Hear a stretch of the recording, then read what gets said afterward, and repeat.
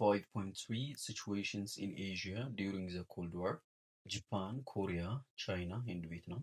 5.3 በቀዝቃዛው የዓለም ጦርነት ጊዜ በኤዥያ ወይንም በምስራቁ የዓለማችን ክፍል የነበረው ሁኔታ በተለይም ደግሞ በጃፓን፣ በኮሪያ እና በቻይና እንዲሁም በቪየትናም በመሳሰሉት ሀገራቶች ምን ይመስል ነበር የሚለውን በዚህ ለሰናችን አጠናቀን የምንመለከት ይሆናል። ታሪክን ከስር መሰረቱ መረዳት የምትፈልጉ ከሆነ ቻናሌን ሰብስክራይብ ማድረግ እንዳትረሱ። ሌትስ ጎ። የመጀመሪያዋ ሀገር የምንመለከታት ጃፓን ነች። ቢፎር ወርልድ ዋር ቱ ጃፓን ሃድ ቢን ዘ ሞስት ኢንዱስትሪያላይዝድ ኦፍ ዘ ኤዥያን ኔሽንስ። ከሁለተኛው የዓለም ጦርነት በፊት እንግዲህ ጃፓን ከኤዥያ ሀገራቶች ወይንም ደግሞ ከሩቅ ምስራቅ ሀገራቶች የበለጸገችው የምትባለው ጃፓን ነበረች። Although the destruction of many factories and loss of its Asian possession hurt Japan's economy, its post-war recovery was rapid and impressive ማለት ነው። እንግዲህ ከሁለተኛው የዓለም ጦርነት በኋላ እንግዲህ ጃፓን ዲስትራክሽን ውስጥ ነው የወደቀችው። ሁለቱ ዋና ዋና ከተሞቿ ሂሮሺማና ናጋሳኪም እንግዲህ ከዚህ በፊት እንዳየነው በአቶሚክ ቦምብ ወድመውባታል። በጣም ብዙ ሰዎችን አጣለች። አምባገነን መሪ ከሰፈነባቸው ሀገራቶች መካከል አንዷ ነበረች። ከዛ በኋላ እንግዲህ ከሁለተኛው የዓለም ጦርነት በኋላ በጣም ብዙ ዲስትራክሽኖችን ወይንም ደግሞ መፈራረሶች ገጥመዋታል ማለት ነው በፋብሪካዎቿ። እንዲሁም ደግሞ ኤዥያ ላይ የነበሯት ቅኝ ግዛቶችንም አታ ነበረ ማለት ነው።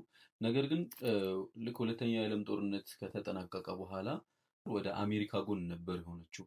ያም ደግሞ ለኢኮኖሚክ ግሮዛ ወይንም ደግሞ ፈጣን ለሆነው ለኢኮኖሚክ ሪከቨሪዋ ትልቅ አስተዋጽኦ ከፍሎላታል ማለት ነው። ዘ ኮልድ ዋር ሊድ ቱ ሪቨርሳል ኦፍ ጃፓንስ ኢንተርናሽናል ፖዚሽን ማለት ነው። እንግዲህ በቀዝቃዛው የዓለም ጦርነት ጊዜ ድሮ ላይ የነበራትን ፖዚሽን ሙሉ በሙሉ ትታ ራሷን ገልብጣ ወደ አሜሪካ ደጋፊነት ነበር የሆነችው ማለት ነው። በቀዝቃዛው የዓለም ጦርነት ጊዜ ማለት ነው። ከዛ በፊት ግን ከነ ጀርመን ጋር እንዲሁም ከነ ጣሊያን ጋር ሆና ከነዛ ከአምባገነኖቹ ሀገራቶች ጋር በመሆን የሁለተኛው የዓለም ጦርነት ቀስቃሽ ሀገር ነበረች ማለት ነው። ከዛ በኋላ ግን አሜሪካ ጎን በመሆን ኢኮኖሚዋን እንደ አዲስ ማንሰራራት ችላ ነበረ ማለት ነው። ሲንስ ኢትስ ሉዝ ኢን ወርልድ ዋር ቱ ጃፓን ሃዝ ቢን ኤ ክሎዝ አላይ ኦፍ ዘ ዩናይትድ ስቴትስ ኦፍ አሜሪካ። ቀደም እንዳልኳችሁ እንግዲህ ከሁለተኛው የዓለም ጦርነት በኋላ ወይንም ደግሞ ሁለተኛው የዓለም ጦርነትን ከተሸነፈች በኋላ ማለት ነው ለአሜሪካ ጥብቅ ወዳጅ ነበር የሆነችው ማለት ነው። The success of the communists in the China and Korea shifted American strategy in Japan. አሜሪካም እንግዲህ በቻይና እና በኮሪያ ይሄ ኮሚኒዝም ርዕዮተ ዓለም ስለሰረጸባቸው በእነዚህ ሀገራቶች መካከል ጃፓን ደግሞ ከአሜሪካ ጎን ስለቆመች ከፍተኛ የሆነ ስትራቴጂያዊ ጥቅምን ነበረ ማለት ነው የፈለገችው ከጃፓን ማለት ነው። ሙሉ በሙሉ ድጋፏን ሩቅ ምስራቅ ላይ አሜሪካ ለጃፓን አደረገች ማለት ነው። The United States-led economic assistance package quickly renewed the kinds of industrial growth that had turned Japan into imperial capitalist nation before the war ማለት ነው። የሁለተኛው የዓለም ጦርነት ከተጠናቀቀ በኋላ እንግዲህ በማርሻል ፕላን አማካኝነት ወይንም ደግሞ በሪከቨሪው ዩሮፕን የማደስ ምናምን በሚለው ፓኬጅ የእርዳታ ጥሪ አማካኝነት እንግዲህ ጃፓን ከፍተኛ የሆነ የኢኮኖሚ ድጋፍ አግኝታ ነበረ ማለት ነው። ያ ኢኮኖሚ ድጋፏ ከሁለተኛው የዓለም ጦርነት በኋላ በተለይም በቀዝቃዛው የዓለም ጦርነት ዘመን ከዓለም ተገዳዳሪ የሆነች የበለጸገች ሀብታም ሀገር እንድትሆን አድርጓታል ማለት ነው። The United States began assisting Japan as a prospective ally in the face of the Soviet expansion.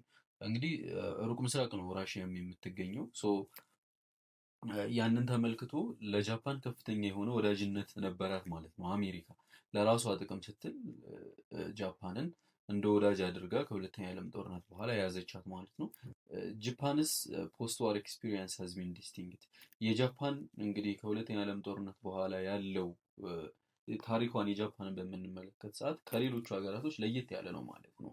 እንግዲህ ከፍተኛ የሆነ ህዝብ ከ200,000 እና ከዛ በላይ የሚሆን ህዝብ በአቶሚክ ቦምቡ አሜሪካ የጨረሰችባት ቢሆንም ግን ወዳጅነቷን ለአሜሪካ ነበረ ማለት ነው አሳልፋ የሰጠችው።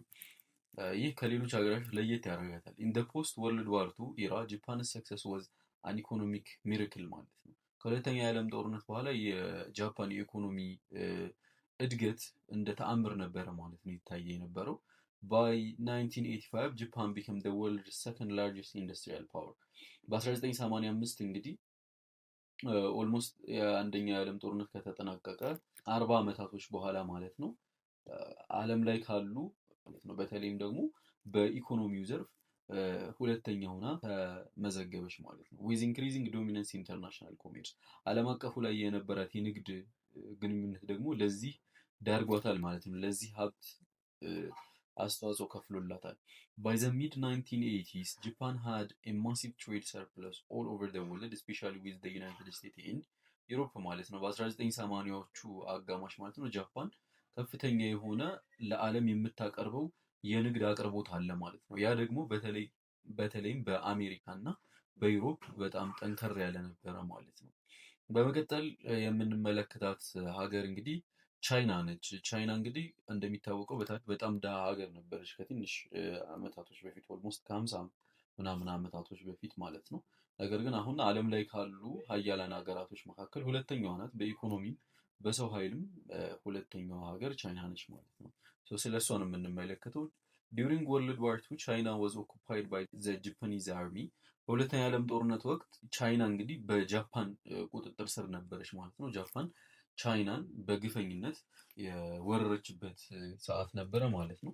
ዘ ቱ ኮንፍሊክቲንግ ፎርስስ ኢን ቻይና ዘ ቻይኒዝ ኮሚኒስት ፓርቲ ሲሲፒ ሌድ ባይ ማኦ ሴተንግ ኦር ማኦ ዘዲንግ የምንለው ማለት ነው ኤንድ ዘ ናሽናሊስት ኦር ኮሚንታንግ ፓርቲ ኬኤምቲ ሌድ ባይ ቺን ካይ ሼክ had agreed to stop their civil war and form a united front against their common enemy ጃፓን ማለት ነው። ልክ የሁለተኛው ዓለም ጦርነት ባልተጠናቀቀበት ሰዓት ጃፓን እንደወረረቻት አየን። እነዚህ ሁለቱ ኮሚኒስት ፓርቲዎች ማለት ነው ሲሲፒ እና ኬኤምቲ የምንላቸው ፓርቲዎች እርስ በርሳቸው ስልጣንን ለመያዝ ይዋጉ ነበረ በሰዓቱ። ያንን ጸባቸውን ለጊዜው በማቆም ፊታቸውን ወደ ማን አዞሩ ማለት ነው? ለጠላታቸው ወደ ጃፓን፣ ሀገራቸውን ለወረረችባቸው ጃፓን ፊታቸውን አዙረው በጋራ ሆኖ ጃፓንን መዋጋት ጀመሩ ማለት ነው። their allies had broken down before the end of the war።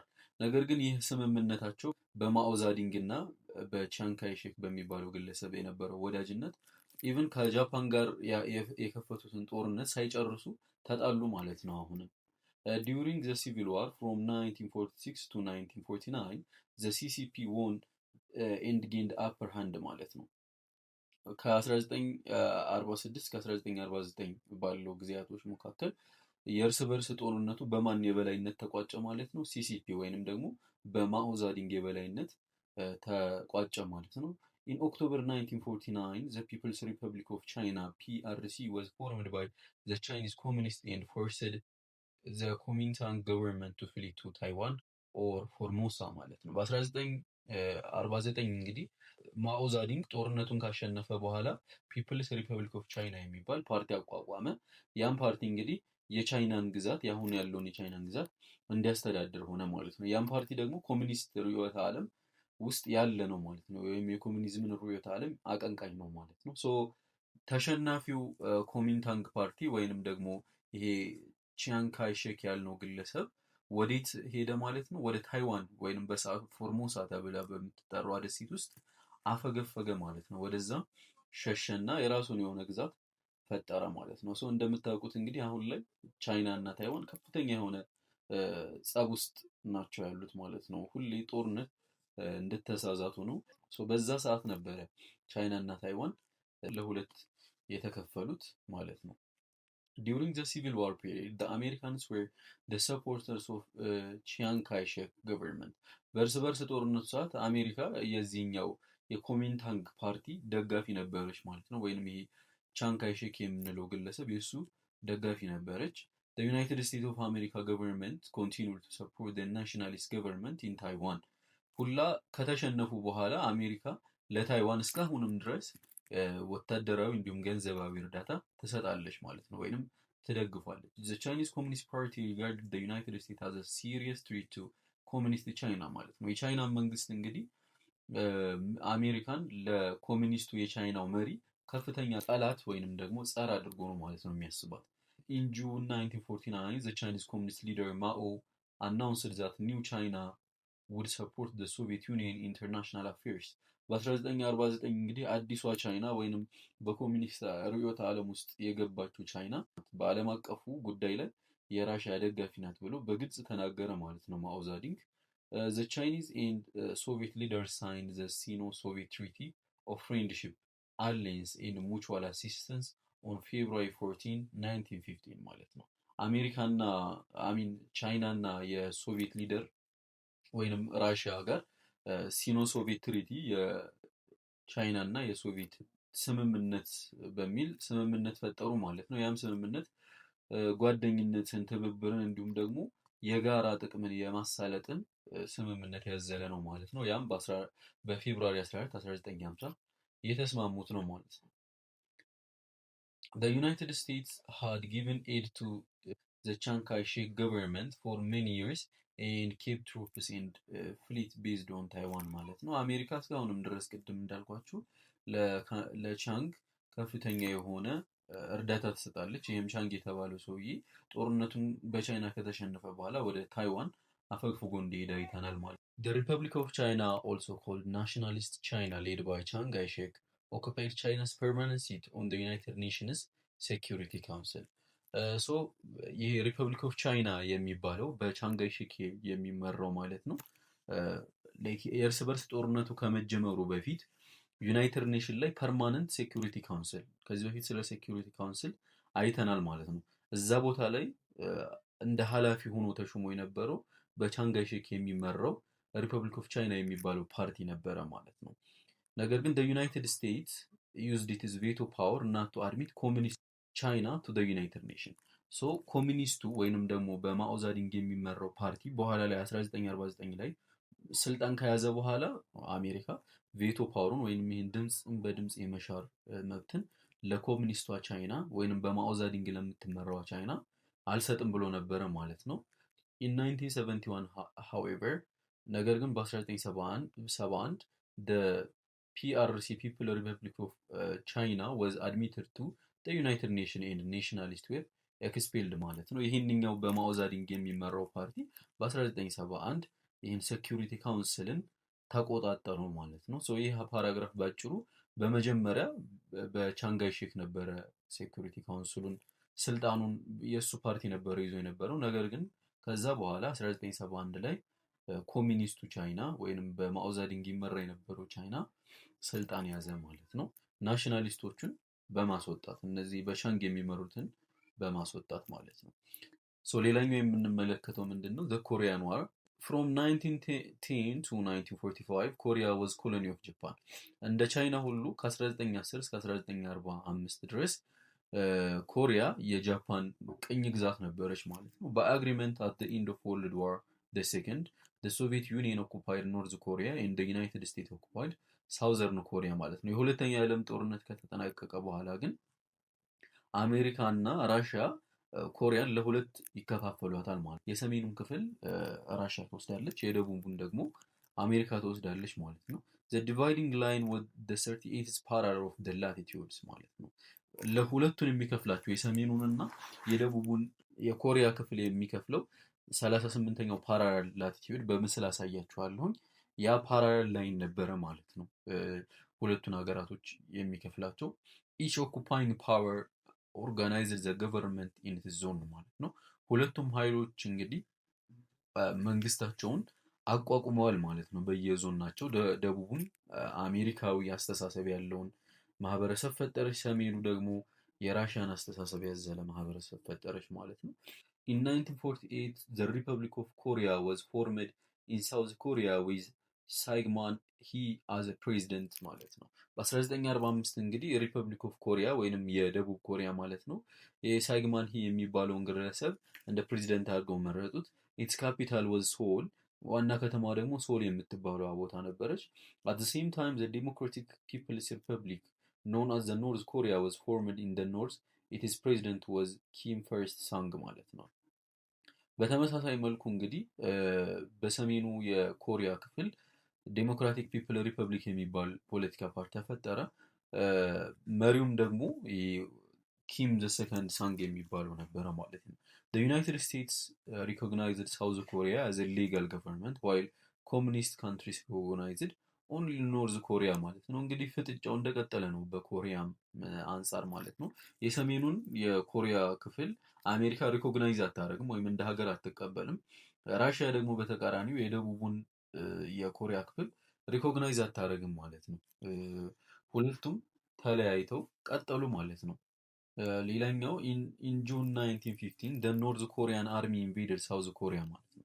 ነገር ግን የሰሜኑ የኮሪያ ክፍል 1950 ላይ ደቡብ ኮሪያን ወረራት ማለት ነው። አዝ ኪም ዘ ሰከንድ ሳንግ ኦልሶ ኮሪያን አርሚ አርምድ ዊዝ ሶቪየት ታንክስ ኪክሊ ኦቨረን ሳውዝ ኮሪያ ደ ዩናይትድ ስቴትስ ኬም ቱ ሳውዝ ኮሪያ ፎር ኤድ ማለት ነው። እንግዲህ ይሄ ኪም ዘ ሰከንድ ያልነው የሰሜን ኮሪያ አስተዳዳሪ የነበረው በሰዓቱ ማለት ነው ደቡብ ኮሪያን ወረራት ማለት ነው። ያንንም ወረራውን በአጭር ጊዜ ነበረ ማሳካት የነበረው። ያም የተሳካለት በምን ምክንያት ነው ስንል የተለያዩ ታንኮችን እና የጦር መሳሪያዎችን ከራሽያ ከሶቪየት ህብረት በመቀበል በአጭር ጊዜ ነበረ ማለት ነው ደቡብ ኮሪያን የወረራት። ሶ አሜሪካም ደግሞ ለደቡብ ኮሪያ ድጋፏን አዝላ መጣች ማለት ነው። ዘ ዩናይትድ ኔሽንስ ሜምበር ሰፖርትድ ሳውዝ ኮሪያ ዊዝ ማን ፓወር ኤንድ ሰፕላይስ ቱ ሬዚስት ዘ አግሬሽን ማለት ነው። የተባበሩት መንግስታት ድርጅት እንግዲህ ለደቡብ ኮሪያ ከፍተኛ የሆነ እርዳታ ነበረ ሲሰጥ የነበረው የመሳሪያ እና ሁላ የሰው ኃይልም ማለት ነው። በዚህ ሰዓት ነበረ ከዚህ በፊት እንዳልኳችሁ ኢትዮጵያም በዩናይትድ ኔሽን ወይም በተባበሩት መንግስታት አማካኝነት ወታደሮችን ወደ ደቡብ ኮሪያ የላከችው ማለት ነው። The United Nations troops crossed to North Korea and approached to borders of China. የዩናይትድ ኔሽን ወይም የተባበሩት መንግስታት ወታደሮች እንግዲህ ሳውዝ ኮሪያን ነፃ ከማውጣትም አልፎ ኖርዝ ኮሪያንም ተቆጣጠሯት ማለት ነው። ተቆጣጥረውም አልቀረም ወደ ቻይና ቦርደር ወይንም ደግሞ ክልል ስር ደረሱ ማለት ነው። ዚስ ፕሮቮክድ ዘ ቻይኒስ ቱ ላውንች ኤ ማሲቭ አታክ አጌንስት ዘ ዩናይትድ ኔሽን ፎርስስ ኤንድ ሳውዝ ኮሪያ ማለት ነው። ቻይናም ቁጭ አላለችም። ቻይና ከፍተኛ የሆነ ወታደሮችን ወይንም ደግሞ ወታደራዊ ጥቃት ፈጸመች ማለት ነው በዩናይትድ ኔሽን ወይም በተባበሩት መንግስታት ኃይሎች እና በደቡብ ኮሪያ ላይ አጸፋዊ ምላሽ ሰጠች ማለት ነው። ቻይኒዝ አርሚ ኦፍ 300,000 ሜን ኖን አዝ ዘ ቮለንቲርስ ፎርስድ ቱ ደ ዩናይትድ ኔሽን ትሮፕስ ቱ ሪትሪት ማለት ነው። ወደ 300,000 የሚሆኑ የቻይና ወታደሮች በሌላ ስማቸው ቮለንቲርስ ወይም በጎ አድራጊያንስ ተብለው ይጠራሉ። እነዚህ ኃይሎች የተባበሩት መንግስታትን ወታደሮች ሪትሪት እንዲያደርጉ ወይም እንዲያፈገፍጉ አደረጓቸው ማለት ነው። In 1953 a peace treaty was signed at Panmunjom that ended the Korean War ማለት ነው። በዚህ ቦታ ላይ በተደረገው የሰላማዊ ስምምነት 1953 ላይ የኮሪያ ጦርነት ተጠናቀቀ ማለት ነው። ምንድነው ውጤቱ? የኮሪያ ጦርነት ምንድነው ውጤቱ? the results of the Korean War ስንል የመጀመሪያው does end displacement of Korean industries destroyed agriculture ruined and millions become refugees ማለት ነው። እንግዲህ የጦርነት ሁሌም መጨረሻው ዲስትራክሽን ነው ወይንም ደግሞ መሰባበር ነው፣ የሰው ህይወትን ማሳጣት ነው እና እንደተለመደው ብዙ ሞቶች ተቆጥረዋል። ብዙ ኮሪያኖች ዲስፕሌስድ ሆነዋል፣ ከቦታቸው ተፈናቅለዋል፣ ኢንዱስትሪዎች ወድመዋል። ግብርናውም ደግሞ ከሚታሰበው በላይ የደቀቀበት ሁኔታ ነበረ። ወደ ሚሊዮኖች የሚቆጠሩ ንጹሐን ዜጎችም ለስደት ተዳርገዋል ማለት ነው። ሌላው ውጤት ምንድነው? ሴቭድ ሳውዝ ኮሪያ ፍሮም ኮሚኒዝም ማለት ነው። የደቡብ ኮሪያን ከኮሚኒዝም ርዕዮተ ዓለም ነፃ አውጥቷታል ማለት ነው። ሪቫይቫል ኦፍ ዘ ሪሌሽንሺፕ ቢትዊን ራሽያ ኤንድ ቻይና የቻይና እና የራሽያ ግንኙነት በጣም እንዲጠነክር አድርጓል ማለት ነው። ቻይና ቢከም ሜጀር ፓወር ኢን ኤዥያ ኤንድ ሴቭድ ኖርዝ ኮሪያ ፍሮም አሜሪካ። ቻይና በኤዥያ ከፍተኛ የሆነ ኃይል ያላት ሀገር ሆነች ማለት ነው። ሩቅ ምስራቅ ካሉ ሀገራቶች መካከል ስመጥር ሀገር ቻይና ሆነች ማለት ነው። በዛ አጋጣሚ ኢንክሪዝድ አሜሪካን ፕሮቴክሽን ፎር ታይዋን ኦር ፎርሞሳ ማለት ነው። አሜሪካ ለታይዋን ወይም ለፎርሞሳ ለምትባለዋ ግዛት ከፍተኛ የሆነ ፕሮቴክሽን ወይም መከላከል እንድትሰጥ አደረገ ማለት ነው። ሰው እነዚህ ሁሉ የምን ውጤቶች ናቸው ማለት ነው? የኮሪያ ጦርነት ውጤቶች ናቸው ማለት ነው። የመጨረሻው the strength of the communist movement in Asia forced the Western powers to establish a military bloc in the Southeast Asia ማለት ነው። የኮሚኒዝም ርዕዮተ ዓለም በሩቅ ምስራቅ በጣም እየተጠናከረ ስለመጣ የምዕራቡ ዓለም ሀያላን ሀገራቶች ሳውዝ ኢስት ኤዥያ የሚባል ወታደራዊ ስምምነት አደረጉ ማለት ነው። አዘ ሪዛልት ሲኤቶ ኦር ሳውዝ ኢስት ኤዥያን ትሪቲ ኦርጋናይዜሽን የሚባል ወታደራዊ ስምምነት አደረጉ። ወዝ ፎርምድ ኢን 1954 በ1954 ነበር የተመሰረተው። አዘ ብራንች ኦፍ ኔቶ ኢን ኤዥያ ማለት ነው። የኔቶ ብራንች ወይንም እንደ ኔቶ ቅርንጫፍ ሆኖ በሩቅ ምስራቅ ላይ ተመሰረተ ማለት ነው። ይሄ ሳውዝ ኢስት ኤዥያ ትሪቲ ኦርጋናይዜሽን የሚባለው ማለት ነው። ሜምበር ካንትሪስ ዌር አውስትራሊያ፣ ፍራንስ፣ ኔዘርላንድስ፣ ፓኪስታን ኢንክሉዲንግ ኢስት ፓኪስታን ነው ባንግላዴሽ ማለት ነው። ዘ ፊሊፒንስ፣ ታይላንድ፣ ደ ዩናይትድ ኪንግደም ኤንድ ዩናይትድ ስቴትስ ማለት ነው። ሶ እነዚህ ከላይ የጠቀስናቸው ሀገራቶች የሴቶ ወይም ሳውዝ ኢስት ኤዥያን ትሪቲ ኦርጋናይዜሽን የሚባለው ወታደራዊ ብሎክ አባላቶች ወይም መስራች ሀገራቶች ናቸው ማለት ነው። ሌላኛው የምንመለከተው ሀሳብ the first Indo-China war. ኢንዶ-ቻይና ኢንክሉድስ ዘ ሞደርን ስቴትስ ኦፍ ቪየትናም፣ ላኦስ ኤንድ ካምቦዲያ። ኢንዶ-ቻይና የምንለው ግዛት የአሁኖቹን ቪየትናምን፣ ላኦስን እና ካምቦዲያን ያጠቃለለ ነው ማለት ነው። ዚስ ካንትሪስ ዌር ፍሬንች ኮሎኒስ ሲንስ 19th ሴንቸሪ። ከ19ኛው መቶ ክፍለ ዘመን ጀምሮ የፈረንሳይ ግዛቶች ነበሩ ማለት ነው። እነዚህ ኢንዶ-ቻይና የሚባሉት ሶስቱ ሀገራቶች ዱሪንግ ዘ ሰከንድ ወርልድ ዋር ኢንዶ-ቻይና ቢከም አንደር ዘ ጃፓኒዝ ኦኩፔሽን ኤንድ ኢት ኮምፔል ዘ ፒፕልስ ኦፍ ኢንዶ-ቻይና ቱ ፋይት ፎር ኢንዲፔንደንስ ማለት ነው። ከሁለተኛው የዓለም ጦርነት በኋላ በሁለተኛው የዓለም ጦርነት ወቅት ግን እነዚህ ኢንዶ-ቻይና የሚባሉት ሶስቱ ግዛቶች ማለት ነው የጃፓን ግዛት ሆኑ ማለት ነው። ድሮ ላይ የፈረንሳይ ነበሩ፣ አሁን የጃፓን ሆኑ። ኤንድ ኢት ኮምፔል ዘ ፒፕልስ ኦፍ ኢንዶ-ቻይና ቱ ፋይት ፎር ኢንዲፔንደንስ። ይህም ደግሞ የኢንዶ-ቻይና ሀገራቶች ለነጻነታቸው እንዲዋጉ አነሳሳቸው ማለት ነው። The first Indo-China War was an anti-colonial war that started following the defeat of Japan in the Second World War ማለት ነው።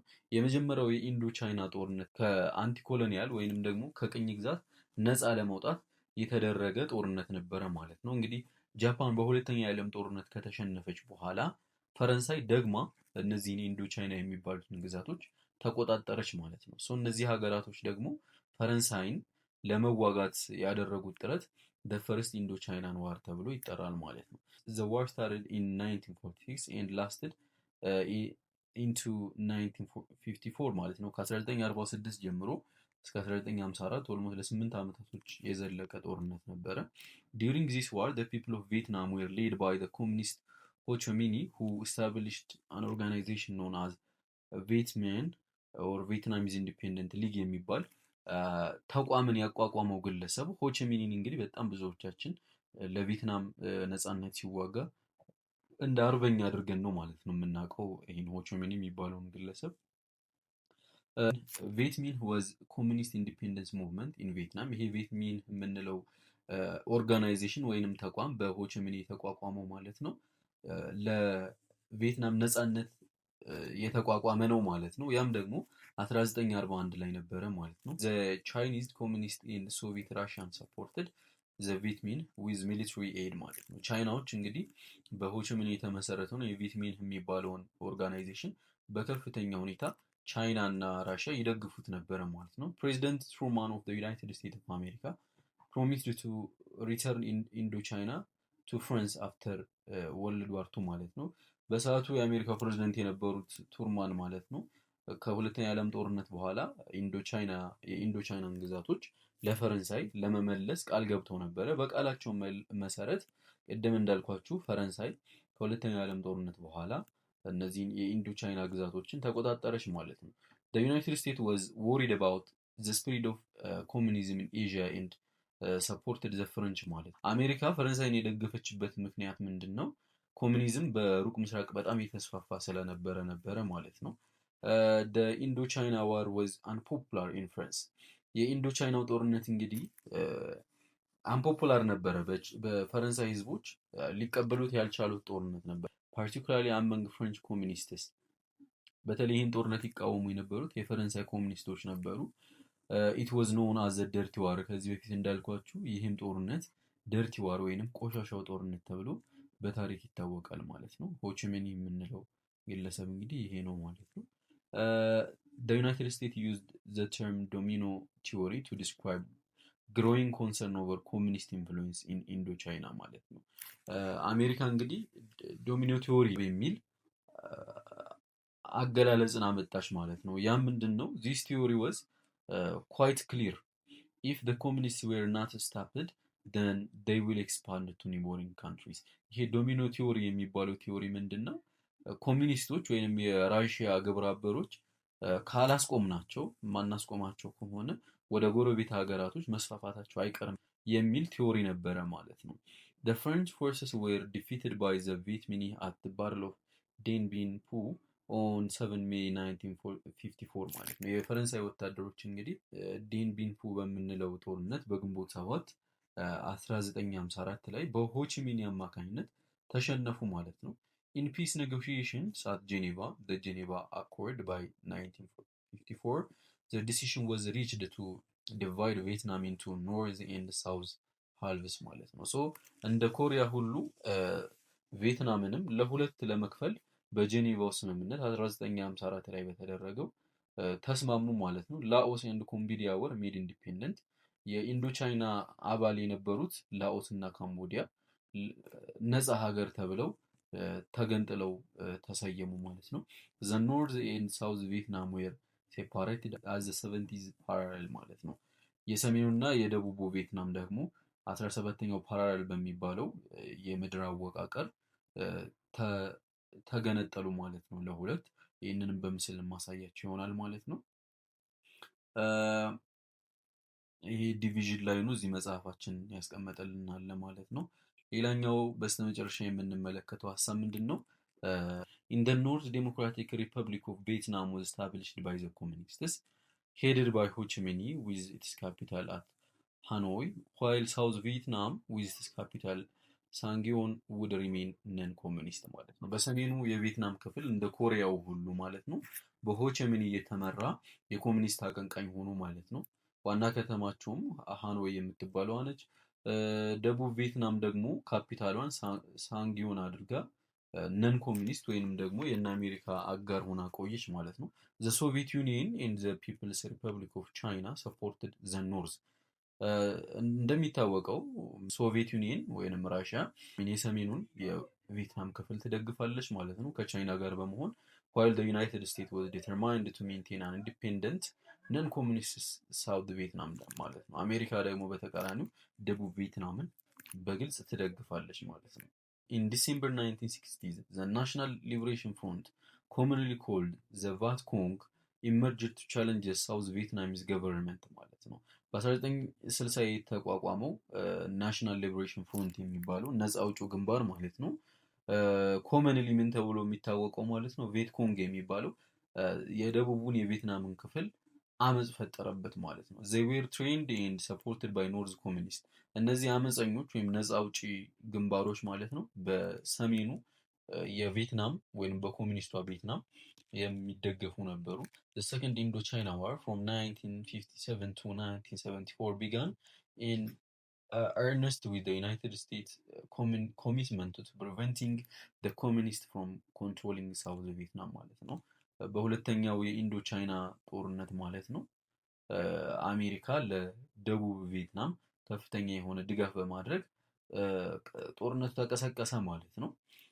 In spring 1961, the administration of John F. Kennedy expanded US support for South Vietnamese government, including increase in the United States military advisors ማለት ነው። በ1961 እንግዲህ በሰዓቱ ፕሬዚደንት ተደርጎ ተመርጦ የነበረው ጆን ኤፍ ኬኔዲ በኋላ ላይ አሳሲኔት ቢደረግም ወይንም ቢገደልም ለደቡብ ቪየትናም ከፍተኛ የሆነ ወታደራዊ ድጋፍ ይሰጥ ነበረ። ከወታደራዊ ድጋፍን በበለጠ ደግሞ የተለያዩ ወታደራዊ አድቫይዘሮችን ወይንም መካሪዎችን ለደቡብ ቪየትናም ይልክ ነበረ።